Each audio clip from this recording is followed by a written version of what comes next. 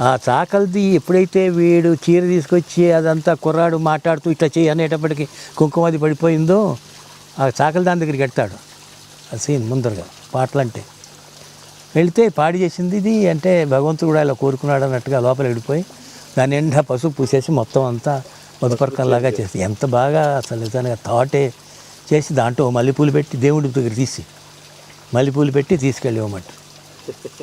దానికి దప్పుకొని ఒకసారి చూసి ఆశ్చర్యపోతుంది. ఈ తెల్ల చీర ఏమిటి, ఈ పసుపు కాల్సిన చీర ఏమిటి, ఈ మల్లెపూలు ఏమిటి, వీడి తీసుకొచ్చి ఇవ్వటం ఏమిటి, అంతేగా మరి. అంతే కదా.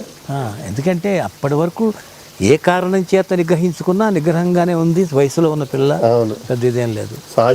చాలా మంచి విల్ పవర్తో ఉన్న క్యారెక్టర్. చక్కగా నిజంగా ఏదో చదువుకున్న వాడికంటే చాకలాడు మేలని ఆ అమ్మాయి వచ్చి చెప్తుంది. ఇంకా ఏమిటమ్మా ఆ దేవుడే అది ఇచ్చాడు నువ్వు కాదు అని చెప్పి తనే కట్టి తనే సింగారం చేసి పిల్లాడు కూడా అడ్డం లేకుండా తీసుకెళ్ళిపోయి ఎంత అసలు చూడండి ఉదాత్తమైన పాత్రలు. అంటే జాగ్రత్త ఈ తలుపేసుకో అలాగే అని విడేసేసుకుని ఎందుకు వేసుకున్నాడో తెలియదు అది. అప్పుడు ఇంకా మంచి పని మూడో మంచి పని చేశాడు కాబట్టి కొబ్బరికాయ కొట్టంగానే అప్పుడు ఆ నోట్లో పెట్టుకుని అది రక్తాన్ని అక్కడి నుంచి మ్యూజిక్ స్టార్ట్ అయ్యి పాటగా లీడ్ ఇచ్చేసి ఇది వస్తుంది పాట.